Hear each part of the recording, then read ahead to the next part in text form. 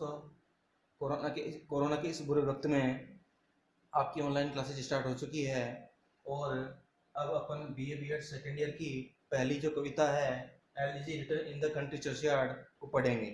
ठीक है, आपको 5 या 10 मिनट का वीडियो दिया जाएगा, उसमें कम से कम 4 लाइनें आपको दी जाएगी, वो आप आराम से पढ़ लेना। आपको एक एक मीनिंग याद करनी है, आप मीनिंग याद करेंगे तभी आपको समरी यानी कि डेवलपमेंट ऑफ थॉट याद रहेगा, तभी आप थीम और डेवलपमेंट ऑफ थॉट याद कर पाएंगे। ठीक है, तो देखो आगे, elegy written in the country churchyard, ये बीए बीएड सेकंड ईयर की पहली कविता है। एलजी का मतलब होता है शोकगीत। एलजी का मतलब क्या होता है? शोकगीत। इस एलजी को अपन डर्ज भी कहते हैं। क्या कहते हैं? डर्ज। इस एलजी को डर्ज भी कहते हैं। रिटन का मतलब लिखी गई। कंट्री चर्चयार्ड का मतलब होता है चर्च के आंगन में। कंट्री चर्चयार्ड का मतलब क्या होता है? चर्च के आंगन में, मतलब कब्रिस्तान के चर्च के आंगन में। कंट्री चर्चयार्ड का मतलब होता है कब्रिस्तान का जो चर्च है उसके आंगन में।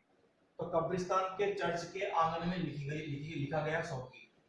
कब्रिस्तान के गिरजाघर के आंगन में, कब्रिस्तान के गिरजाघर के आंगन में लिखा गया शोकगीत। ये शोकगीत किसके द्वारा लिखा गया है? थॉमस डे के द्वारा। तो देखो, पहली लाइन है the curfew told the knell of the parting day. एक ही लाइन का मैं बता रहा हूँ, एक एक मीनिंग आप याद कर लो, आराम से आपके हिंदी अनुवाद समझ में आ जाएगा। कर्फ्यू का मतलब होता है संध्या के समय बजने वाली घंटी। कर्फ्यू का मतलब क्या होता है? संध्या के समय बजने वाली घंटी।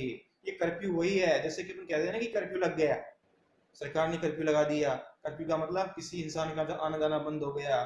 ठीक है, सब्जी मार्केट में कुछ खरीदना बंद हो गया, घर से निकलना बंद हो गया। निषेध, मतलब कर्फ्यू का मतलब क्या हो गया? निषेध। कर्फ्यू का मतलब क्या बोलते हैं? निषेध, मनाही। कर्फ्यू का मतलब क्या बोलते हैं? निषेध बोलते हैं। ठीक है, तो टोल्स का मतलब क्या होता है? बस्ती है।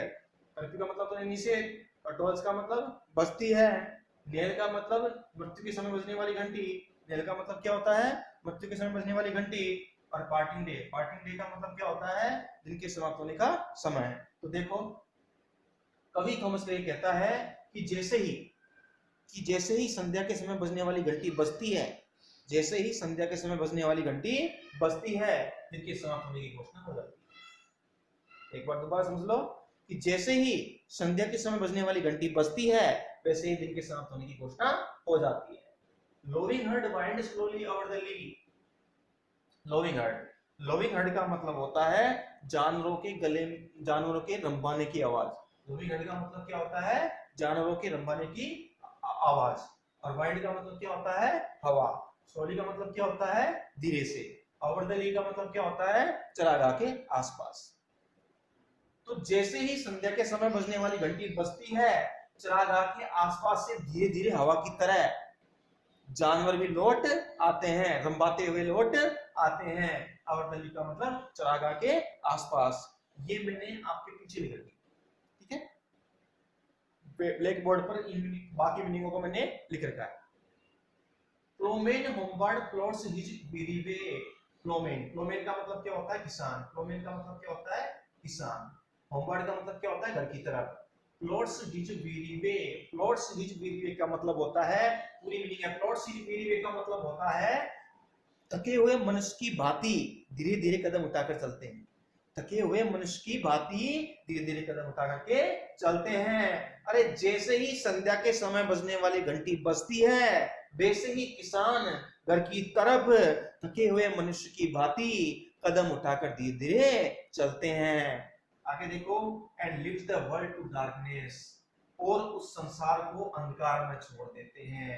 वो किसान लोग उस संसार को अंधकारपूर्ण छोड़ देते हैं। मतलब उस वक्त संसार में चारों तरफ अंधेरा फैल जाता है।